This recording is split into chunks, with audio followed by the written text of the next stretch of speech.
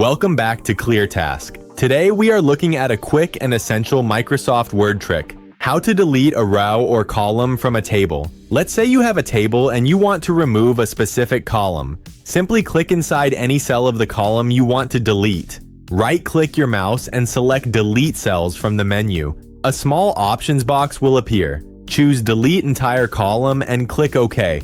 The column is instantly removed. If you need to delete a row, the process is just as easy. Click anywhere inside the row you want to remove. Right-click, go to Delete Cells, select Delete Entire Row, and hit OK. There is also another fast way using the ribbon menu at the top. Click anywhere inside your table. Look at the top of your screen and open the Layout tab. Find the Delete drop-down menu on the left side. From there, you can directly choose Delete Columns or Delete Rows with a single click. That is all it takes to keep your tables perfectly organized. If you found this guide helpful, hit the like button and subscribe to ClearTask for more straightforward software tutorials.